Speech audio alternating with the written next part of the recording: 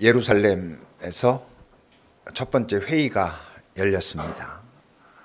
하나님의 구원 방식은 무엇이냐 라고 하는 다툼이 있었고, 그것을 결정하는 회의가 열렸고, 바울이 바나바가 실제 그 현장에서 경험한 것과 같이 그 누구도 차별이 없이 오직 예수 그리스도의 은혜로 그 안에 있는 그의 생명의 연합함으로 구원을 얻는 것이라 라고 하는 결론이 내려졌고, 이제 그 결론을 가지고 바울과 바나바 그들 일행은 안디옥 교회로 이제 돌아오고 있었습니다. 바울과 바나바의 마음이 어땠을까요?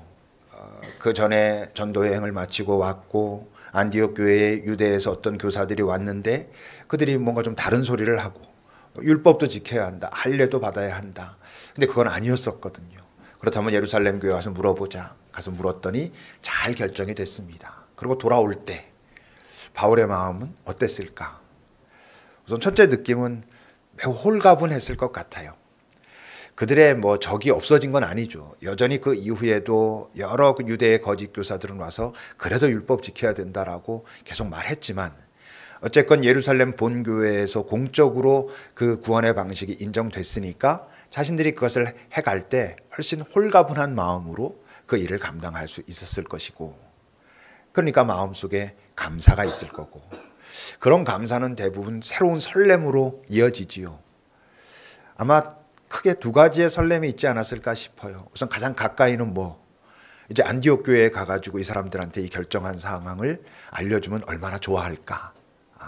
안디옥 교회가 대부분 이방인들로 이루어진 교회니까 이방인들도 하나님께서 전혀 차별 없이 있는 그대로 받아들이신다라는 소식을 전하면 이들이 얼마나 좋아할까라고 하는 그 설렘이 있었을 거고, 또 하나의 설렘은 이제 그 바로 복음을 가지고, 이젠 확정된 그 복음을 가지고 내가 또 다른 곳으로 다니며 그 복음을 전파하는 그 일이 얼마나 기쁠까, 이런 설렘이 또 아마 그에게는 있었겠지요. 근데 그 일행 속에는 예루살렘 교회의 지도자들인 유다, 실라, 이 두 사람도 같이 동행하고 있었습니다. 그 위에 22절을 함께 읽어볼까요? 22절입니다. 시작.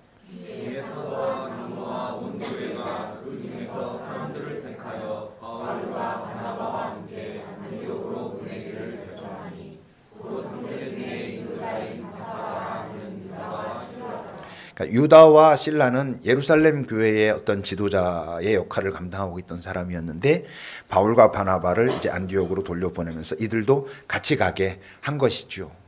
왜 같이 가게 했겠습니까? 바울과 바나바에게 어떤 힘을 실어주려고 하는 그런 의도가 있지 않았겠어요? 그냥 자기네들만 돌아가가지고 이렇게 결정했어 하는 것보다, 이렇게 결정했어 하는데 거기 있는 지도자들이 와가지고 맞아, 우리 전체 교회에서 이렇게 결정했으니까 너희들 잘해라, 이러는 거죠. 그러니 본문 32절을 보면 유다와 실라도 그 선지자의 역할을 감당하는 사람인데 안디옥 교회에 와서 여러 말로 형제들을 권면하고 위로하면서 굳게 했다, 이렇게 말하고 있지요. 이 우리라고 하는 단어가 참 좋은 단어잖아요. 하나님의 사역을 이렇게 감당하면서 우리가 이렇게 함께 한다라는 건 참 소중한 일입니다. 그러니까 예루살렘 교회와 안디옥 교회가 한 팀, 원팀이 돼가지고 서로 격려하고 지지하고 이러는 거죠. 우리로 말하면 서울에 있는 우리 급입교회가 또 양곤에 있는 별들의 집 그곳과 걸로에 있는 또 그 교회와 흰카콘에서 지금 시작되고 있는 어떤 것이 어떤 한 마음으로 이렇게 잘 진행돼 가는 이런 기쁨이 사실 있는 것이죠. 실라가 지금 동행하고 있는데, 실라라고 하는 사람은 이제 이 사건을 계기로 바울의 동역자가 됩니다. 이제 두 번째 전도 여행부터 이제 바울과 동행하는 그런 역할을 감당하게 되지요. 40절을 여러분 보세요. 이건 지금 바울이랑 바나바랑 싸운 거잖아요. 싸우고 나서 이제 갈라서 이렇게 된 겁니다. 그랬을 때 바나바는 처음 자기가 생각했던 대로 자기 조카 마가 요한을 데리고 가고, 그러고 나니까 바울은 어떻게 누굴 택하고? 실라를 택하고, 신라는 아까 와서 이렇게 전하고 예루살렘으로 잠깐 돌아갔지만 다시 이제 온 것이죠. 안디옥으로 와가지고 신라를 택해서 바울이 이제 전도 여행을 시작합니다. 그리고 오랫동안 같이 그 사역을 감당하게 됐죠. 데살로니가 전서 1장 1절 같은 데를 보면 바울과 실루아노와 디모데도 이제 두 번째 전도 여행에서 그 루스드라에서 만나게 되는 제자잖아요. 하나님 아버지와 예수 그리스도 안에 있는 데살로니가 교회에 편지한다. 은혜와 평강이 너에게 있을지어다. 이 실루아노가 신라입니다. 바로 그 신라와 함께 오랫동안 이제 그 사역을 감당하게 되지요. 뭐 유행가에도 우리 만남은 우연이 아니야 이러는데, 만남을 소중히 여겨야 합니다. 왜냐하면 특히 우리 믿는 자들의 만남 속에는 뭔가 숨겨져 있는 어떤 것이 있어요. 그냥 이렇게 툭 만나가지고 안녕 이렇게 피상적인 만남으로만 끝나면은 알 수 없는 더 깊은 어떤 의미가 있는, 삶에서 굉장히 소중한 서로에게 힘과 지지와 격려가 되는 그런 의미가 있기 때문에 만나게 하신 것이죠. 어제 우리 청년 2플러스까지 해가지고 이제 작년부 한번 하고 기존에 한 팀 했었는데 제가 참여 못해서 이제 오늘 토요일 날 또 아마 모임을 갖고 이렇게 되면 제가 한 번씩 다 참여하게 되는데, 그걸 하면서 이제 저 혼자서는 특히 돌아오는 시간은 되게 마음에 이렇게 아주 좋은 마음이 있어요. 그러니까 그냥 삼나눔과 우리가 지금 주님과 함께하는 코이노니아라고 할 때 가장 다른 점은, 삼나눔은 어떤 우리의 상황을 나누는 거라면 이 코이노니아라고 하는 그 상황 속에 담긴 내 삶의 의미를 좀 나누는 거라고 할 수 있어요. 주님은 이 자리에서 어떻게 하셨을까? 어떤 마음이셨을까? 이런 거니까. 어떻게 생각해 보면 아유 살기도 힘든데 무슨 또 의미까지 뭐 막 그러냐. 왜냐하면 삶이 힘들고 그러면 의미를 찾는 게 더 어렵고 그럴 수도 있잖아요. 근데 삶에 대한 의미에 대한 고민이 없으면, 상황에 대한 어떤 부분에만 우리의 마음이 가 있으면 우리도 모르는 사이에 우리의 본능, 내 감정, 내 첫 어떤 느낌에 자꾸 쏠리게 돼 있어요. 그래서 힘들어도 그 어떤 것들을 찾아가야 우리의 만남도, 내 삶의 어떤 현장에서 벌어진 일도 조금 더 깊이 들어갈 수 있는 것이죠. 그러니까 신라가 지금 바울의 사역에 동참하게 됐지만 그 과정에서 신라가 여러 가지 얼마나 고민도 하고 기도도 하고 그랬겠어요. 나름대로 예루살렘 교회에서 어떤 역할을 감당하던 사람이 이제 바울과 함께 동역하게 될 때까지, 성경은 뭐 단순하게 그냥 신라가 동행했다라고 하지만 신라라고 하는 한 사람의 입장에서 볼 땐 그 삶에 굉장히 중요한 선택들이잖아요. 그러니까 거기서 어떤 만남의 의미, 하나님께서 왜 이런 여정을 걷게 하셨을까라고 하는 고민들 하나님께 묻고 사람들과 나누고 이러면서 이제 벌어진 일인 것이죠. 저는 이제 그렇게 해가지고 바울과 그 일행이 안디옥 교회로 돌아왔습니다. 그리고는 그 결정 사항을 전하죠. 30절서부터 보면 그들이 이제 예루살렘 교회에서 잘 인사하고 작별하고는 안디옥 교회로 돌아와서 무리를 모은 후에 그 편지를 전합니다. 예수의 은혜로 받는다. 근데 너희들 이 네 가지는 좀 조심해야 돼 라고 하는 그 내용이었잖아요.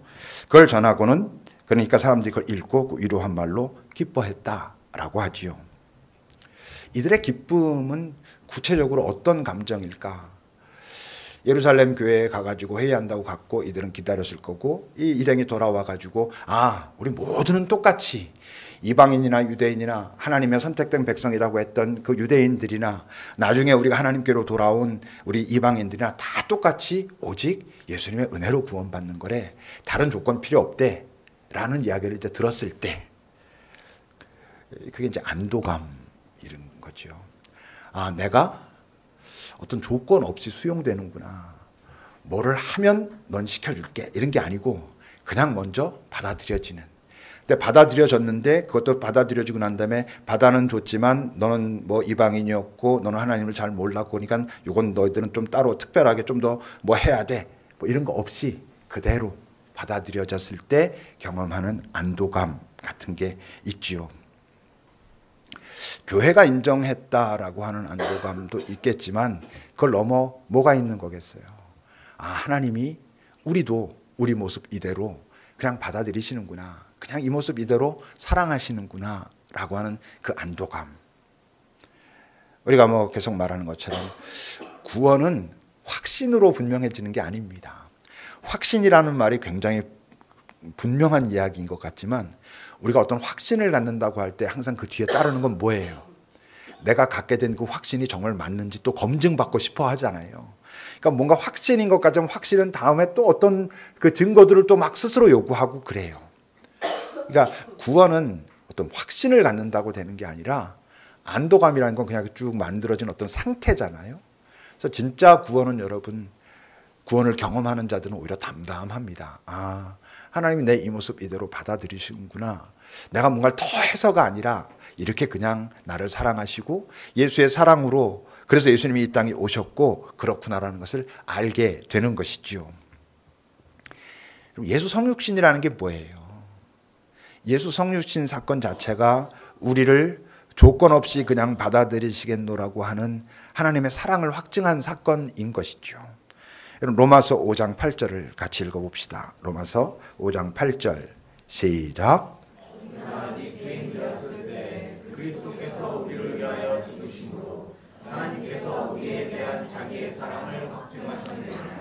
우리가 뭔가 그 죄를 해결하려고 노력하고 막 많이 애쓰고 이래서가 아니라 그 전에 그냥 우리가 죄인 그대로 있을 때 하나님은 예수님을 이 땅에 보내셔서 우리를 포용하고 받아들이시고 당신께서 하셔야 될 모든 구원의 전제 조건들을 다 해결하심으로 하나님이 우리를 얼마나 사랑하시는지, 있는 모습 그대로 사랑하시는지를 보여주셨다라는 거죠.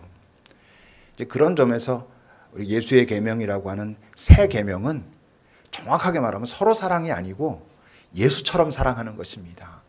너희들이 예수님의 사랑이 어떤 건지 알았다면, 조건 없이 네가 받아들여진다는 것이 어떤 건지 알았다면, 그래서 그 안도감을 갖게 됐다면 너도 이제 그 안도감의 바탕 위에서 가서 그런 사랑을 해봐. 이게 이제 예수님의 계명이라고 말할 수 있지요.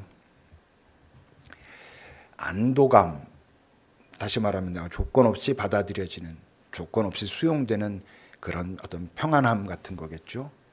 아, 괜찮구나 라고 하는 이건 어떤 종말의 문제, 다시 말하면 어떤 종말적인 우리의 구원의 문제뿐만 아니라 이 땅의 삶 속에서도 구원입니다. 그게 그냥 받아들여진다는 거. 내가 뭔가를 더 해야지 받아들여지는 게 아니라 내 모습 이대로 이 사람이 나를 받아주는구나 라는 게 구원이잖아요. 근데 여러분, 이 땅에 존재하는 대부분의 사랑은 그게 얼마나 드러나 있느냐, 교묘하게 감춰져 있느냐의 차이는 있을지언정 대부분의 사랑은 조건문입니다. 이렇게 하면 사랑해 줄게. 이렇게 하면 같은 편 한다고 해줄게. 이렇게 하면 내가 너를 갖다가 지지해 줄게. 이런 경우들이 얼마나 많아요. 부모 사랑이 그렇게 대단하다고 말하지만 부모의 사랑도 얼마나 교묘한 모습으로, 어떨 땐 자기도 의식하지 못하는 사이에, 부모도 의식하지 못하는 사이에 자기 자녀에게 이야기하고 있는 내가 널 사랑한다라고 말하는 그 사랑의 전제 속에 이렇게 하면, 요걸 해야 사랑할 거야 라는 그 어떤 표현들이 얼마나 무언이건 유언이건 많이 들어가 있는가 하는 거지요. 어떤 심각한 문제를 겪고 그래서 서로 그것 때문에 되게 아파하고 힘들어. 너 도대체 왜 그랬어? 이랬을 때 많은 경우에 이제 나오는 이야기들 중에 하나가, 그렇게 하면 엄마 사랑받을 줄 알고 그렇게 하면 사랑받지 못할까 봐 두려워서, 이런 이야기들 나와가지고 가슴 치면서 내가 왜 그랬지, 이런 경우들이 얼마나 이 세상에 많아요. 근데 그런 조건이 붙은 사랑의 문제가 뭡니까?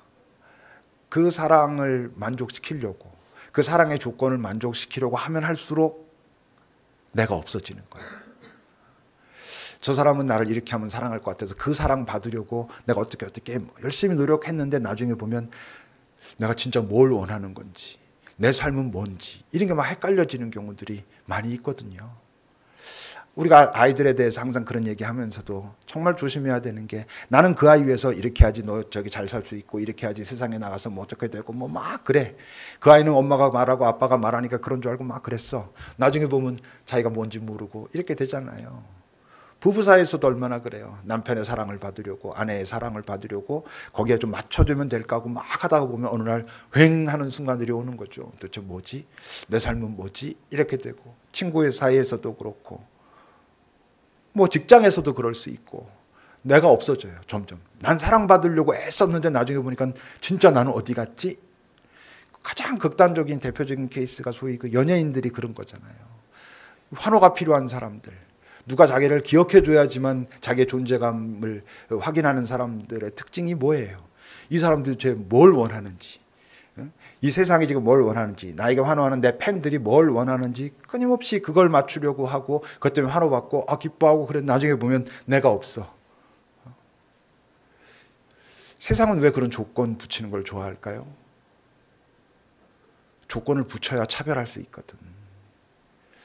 차별이 생겨야 내가 주도권을 갖고 지배할 수 있거든요.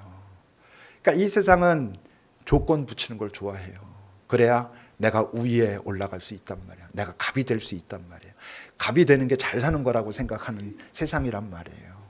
그러니까 그게 얼마나 사람들을 지치게 해요. 항상 사람의 눈치를 보고 이 사람은 지금 나에 대해서 어떻게 생각할까? 내가 나에 대해서 생각하는 거는 나중에 모르겠다라고 하는 형태로만 나타나고, 이 사람이, 이 상황이, 뭐 내 선배가, 뭐 남편이, 아내가, 부모가, 자식이 날 어떻게 생각할까에 끊임없이 휘둘리면서 이 땅은 살게 되기 쉽지요. 교회는 어떻습니까? 교회에서는 예수 사랑 말한다면 아까 말한 대로 예수 사랑이 정말 조건 없는 사랑이었다면 먼저 다가오셔서 내가 여전히 죄악 가운데 어두울 때 있을 때에 나를 그분의 손에 더러운 게 묻는 것도 전혀 개의치 않고 나를 안아주신 그 사랑을 경험했다면 이 교회에서는 그 안도감을 줘야 될 텐데, 안도감을 나눠야 될 텐데, 과연 교회는 그런가? 이 땅에 우리 교회들이 끊임없이 사회를 향하여 내뱉고 있는 그 소리들이 뭡니까? 끊임없이 구별하고 차별하고, 이렇게 하면 사랑 못 받고, 이렇게 하면 벌 받고, 이렇게 하면 지옥 가고 이러고 있잖아요. 또 우리는 또 어떤가? 우리도 고민해 봐야죠. 또 서로는 어떤가? 서로는 서로에게 그런 안도감을 주나? 이렇게 하면 얘가 또 나 싫어하지 않을까? 나 멀리하지 않을까라고 하는 부담감을 교묘한 방식으로, 때론 자기도 의식하지 못하는 어떤 순간에 그러고 있지는 않은가? 이런 고민을 해야 되는 거죠. 근데 이제 또 하나의 문제는 그 사람 알겠어.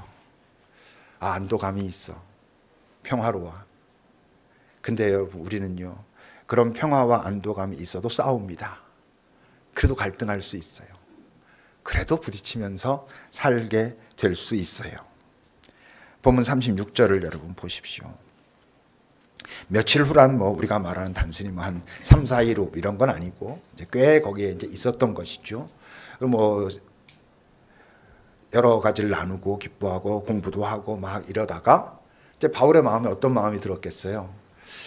뭔가 자기가 그동안 그 설렘을 가지고 가고 싶은 마음도 있고, 또 마음에 어떤 부딪힘도 있고, 하나님 앞에 나가서 기도했을 것입니다. 하나님, 제가 이제 어떻게 해볼까요? 그때 하나님으로부터 들려온 마음이 어떤 거였겠어요? 네가 지난번 1차 다녔을 때 다녔던 그 성들, 네가 가서 복음은 전했고 거기에 작은 교회들이 세워졌지만 여전히 연약한 그 교회들 다니면서 네가 좀 더 그 교회들을 견고케 하라, 이런 마음을 들었겠지요. 좋은 의도, 나쁜 의도. 좋은 의도지요. 선한 의도고 하나님의 뜻을 딱 알아들은 것입니다. 그뿐일까요? 37절을 보면 이제 그 얘기를 바나바한테 했습니다. 그러니까 바나바가 그 얘기를 듣고 떠오른 사람이 있었어요. 이게 이제 바나바의 어떤 성향이고 특징이지요. 처음에 이제 실패했지만 자기 조카였던 마가 요한, 걔가 실패했는데 마음속에 이제 그 부담이 있는 거예요. 하나님, 이제 또 바울과 함께 여행을 다시 떠나려고 합니다. 근데 그때 다시 그때 실패했던 마가를 데리고 가면은 안 될까요? 뭐 이런 마음이 있었을 거 아니에요. 그러니까 그것도 기도했겠죠. 하나님이 어떤 마음을 주셨겠어요? 그에게 기회를 주는 것도 좋을 것 같다. 아마 이러셨을 거예요. 하나님께서 뭐 거기서 안 돼! 아마 이러시기야 했겠어요. 바나바가 바울에게 말할 때 그런 정도에서만 말하지도 않았을 거고, 마가에게 확인했겠죠. 야, 이놈아, 너 일로 와봐라. 이번에 우리 다시 떠나려고 하는데 너 이번에 가면 저번처럼 그렇게 무리 일으키지 않고 정말 잘 해보겠냐? 마가도 뭐 여러 생각을 했으니까 저도 가고 싶습니다. 뭐 이랬겠죠. 그러니까 나중에 바나바랑이라든지 떠나게 되는 거겠지. 자, 그랬습니다. 바나바는 좋은 의도, 나쁜 의도. 좋은 의도잖아요, 바나바도 그 마음속에 그런 마음을 가지고 한 친구를, 나름대로 그게 상처였을 친구의 그 상처를 좀 회복시켜주고 역할도 좀 감당할 수 있게 하고, 이래서 같이 가자고 했어요. 근데 어떤 일이 벌어졌어요? 38절부터 보면, 근데 바울은 이제 안 된다는 거지. 지난번에 밤빌리아에서 떠나서 함께 하러 가지 않은 친구를 또 데려가는 건, 그때 얼마나 그때 그가 그래가지고 우리가 위기에 빠지고 당황하고 그랬었는데 또 데려가는 건 말이 안 돼. 그랬을 때 바나바는 어떻게? 그래도 데려가자 그러고 심히 다투어서 갈라섭니다. 이 심히 다툰다는 거 지난번에 한 말씀드렸죠. 이게 그냥 대충 티격태격하는 정도가 아니라 원수처럼 싸우는 겁니다. 진짜 잡아먹을 듯이 싸우는 거를 말하는 거예요. 그럼 도대체 이게 뭐야 지금? 이 사람도 선한 의도고 분명히 이 바나바나 바울 같은 사람들이 그냥 순간적인 흥분에 의해 가지고 그랬던 건 아니었을 거거든요. 하나님께 물어서 너희들이 지난번 갔던 성들 다시 방문해라 하는 마음을 분명히 들었을 거고, 하나님께 기도했을 때 마가에게 다시 한번 기회를 주는 것도 좋은 일이지 이랬을 텐데, 이 같이 얘기하는데 이게 싸움이 일어났네. 약간 여기 이제 또 그 약간 못된 안도감도 있죠. 아, 이들도 싸우는구나. 우리도 좀 싸워도 뭐 어쩌겠어. 바울과 바나바도 싸웠는데 뭐 우리가 좀 싸우는 것 같고, 이러면 못된 좀 안도감도 뭐 실제로 있지만, 이 상황을 일단 잘 보면 이 막 다투고 갈라설 때 하나 빠져 있는 게 있죠. 뭐냐 하면 식별의 과정이 여기는 없어요. 데리고 가자 그러고 절대 안 된다고 그러고, 그 다음엔 가만히 좀 마음을 내려놓고 어떤가를 살펴봤어야 될 것 같은데 그러지 못한 것 같아요. 그냥 자기의 감정들을 가지고 그러는 거죠. 우리가 살면서 어떤 문제가 이렇게 있을 때 그 문제가 너무 중요해진다는 뜻은 그 문제에 대한 내 감정이 너무 크면, 내 욕망이 너무 크면, 그것을 꼭 해야 되겠노라고 내 의지가 너무 크면 식별이 안 돼요. 식별할 수가 없어. 식별 자체를 회피하든가, 내가 너무나 하고 싶은데 하나님은 어떠실까라고 했을 때 이게 확실하지 않으면 식별하지 않는 거야. 그냥 버티고 있는 거야. 아니면 식별을 한다 해도 답정너야, 답정너. 내가 이번에 찾아봤어요. 답정너가 여러분 국어사전에 등재된 거 아세요? 국어사전에 새로 등재된 신조 이렇게 나왔더라고요. 답정너라는 게 답은 이미 정해져 있으니 너는 그냥 대답만 하면 돼, 이런 거예요. 그러니까 내가 하나님 앞에 식별한다고 기도하고 앉았어도 내가 이게 너무 내 감정과 내 욕망이 크면 하나님도 당연히 그럴 것 같은 거야. 아니면 그런 거라고 그냥 해 주십사 막 이러고 있으니까 식별이 안 되는 거죠. 여러분, 만약 이 바울과 바나바가 그 여행 선교하러 가는 것 자체의 본래적인 의미에 대해서는 둘 다 공감을 했어요. 어떤 점에서 강론이잖아요. 데리고 갈까? 그냥 놓고 갈까? 지난번에 사고 쳤으니까 놓고 가자. 지난번에 사고 쳤으니까 오히려 다시 기회를 줘가지고 회복시켜줘야 될 거 아니냐. 뭐 어떻게 보면 다 뭐 일리가 있어 보여요. 그래서 애들이 부딪혔어. 그래서 그러면 우리가 정말 마음 비우고 하나님 앞에서 가만히 한번 하나님의 뜻이 어디에 있는지 들어보자 라고 쭉 기도를 했어요. 그럼 하나님 뭐라고 말씀하셨을까? 그냥 기본적인 첫 느낌은 데리고 가라. 그래도 기회를 줘야지. 이러셨을 것 같기도 하고. 그럼 뭐 바울은 뭐 영 그럴까? 그럼 또 혹시 하나님이 놓고 가라 이러셨을까? 둘 다 아닐 것 같아요. 하나님은 따로 가라 그러셨을 것 같아요. 이 사람들 결정한 것처럼 바나바는 마가 데리고 넌 그렇게 가고 바울은 또 너대로 가고 그렇게 가라 이러셨을 것 같아요. 왜냐하면 사실 생각해 보면 바울과 바나바는 시점의 문제고 그 헤어짐의 방식의 문제지 둘이 같이 일을 계속하기는 되게 어려운 사이예요. 왜냐하면 성향이 너무 달라. 이 바울과 바나바의 성향이 너무 다르고 성향이 너무 다르다 보니까 일을 수행하는 방식이 너무 달라. 그러니까 이게 언젠가는 한번 터질 그런 것을 품고 있는 그 관계였던 것이죠.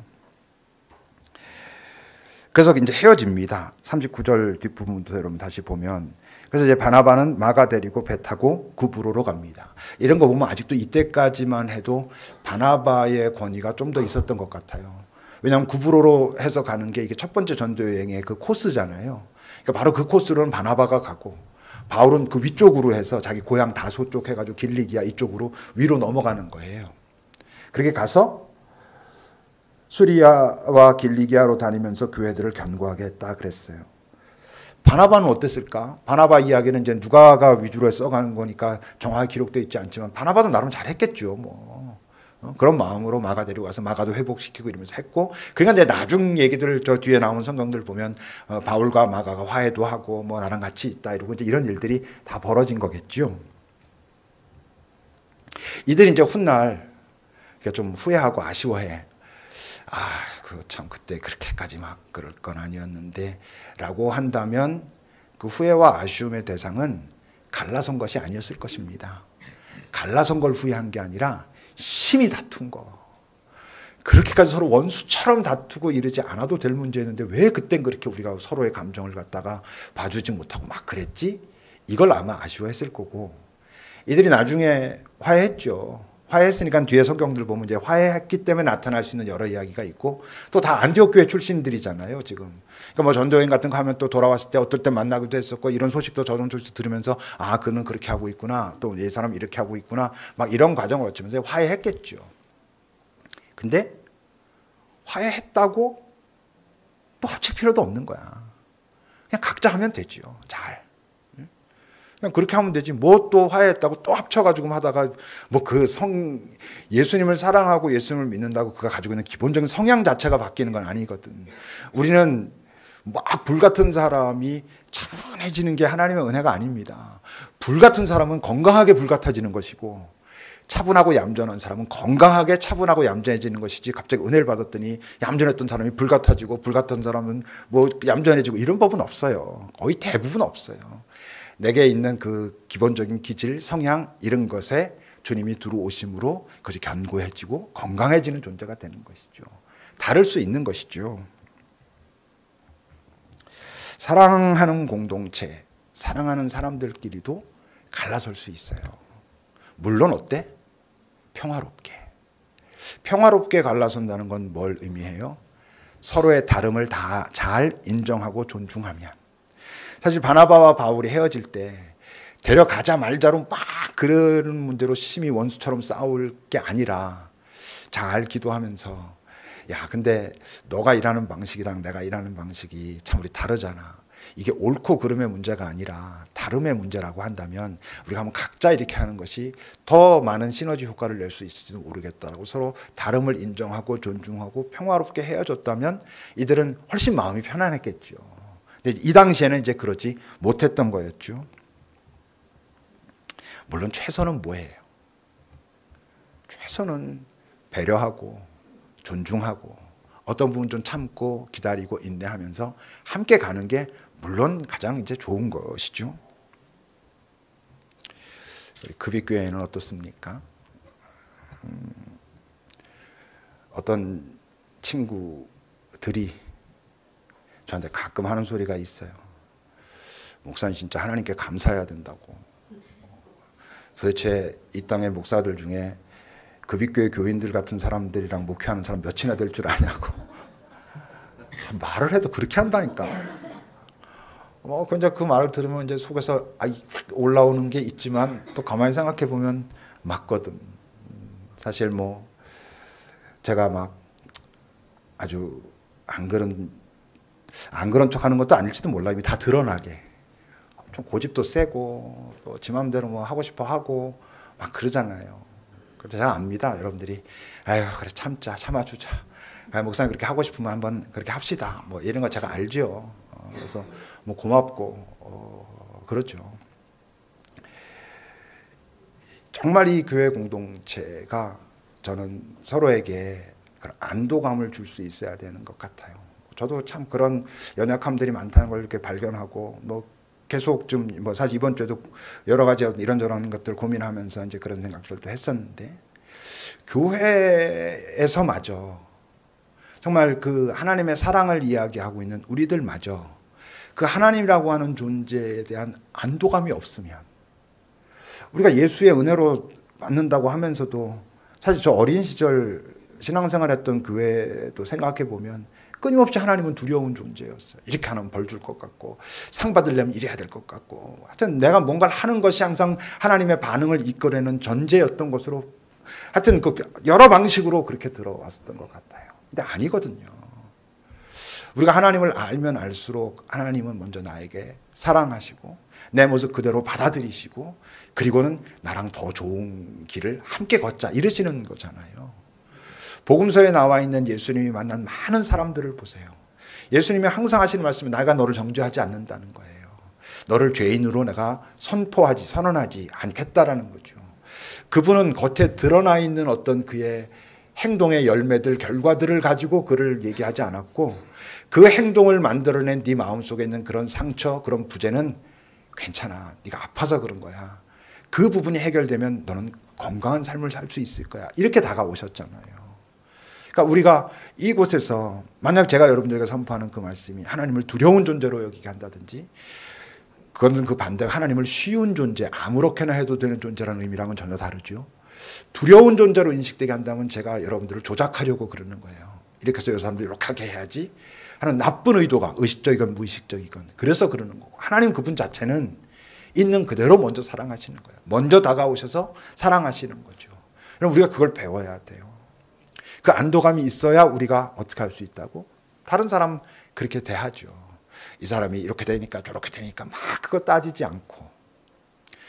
그러니까 주님으로부터의 안도감도 필요하고 그 안도감을 가진 사람들끼리 서로 안도감을 주는 것도 필요한데 사람끼리의 안도감을 주는 것을 다른 말로 하면 그게 공감이라고 하는 거예요. 그러니까 공감이라는 건 자칫 잘못 생각하면 그 사람이 뭘 해도 옳아라고 말하는 거라고 생각할 수 있는데 그건 아니고 그 사람이 뭘 해도 옳다는 게 아니라 너를 그렇게 하게 한 네 마음속에 그 마음이 어떤 건지 내가 알겠다라고 그걸 같이 경험해 주는 것이죠. 같이 아파하거나 같이 안타까워하거나 아니면 인정해 주거나.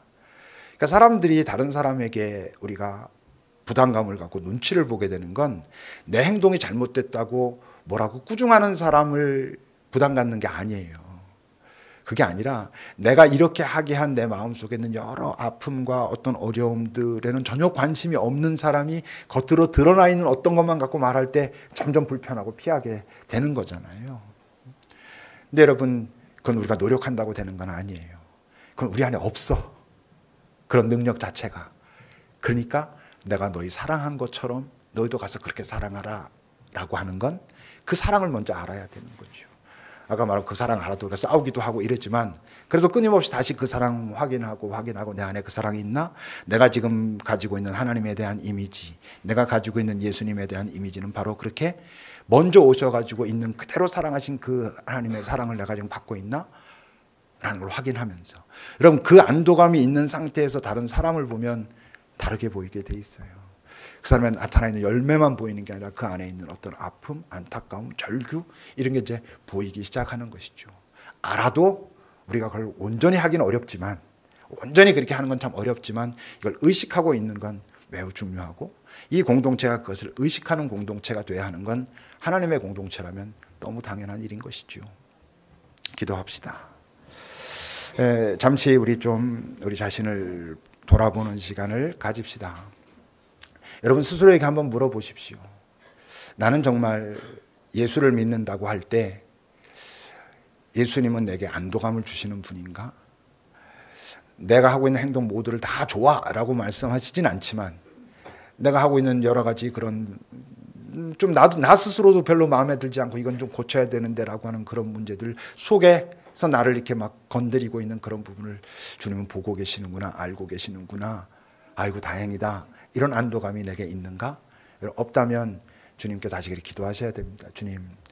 주님이 나를 사랑하시는 그 사랑을 내 마음대로 막 판단해서 그렇게 사랑을 훼손시키지 않을 수 있도록 나를 도와주소서. 그리고 나도 그 사랑할 수 있도록 인도해 주소서라고 우리 잠시 기도합시다.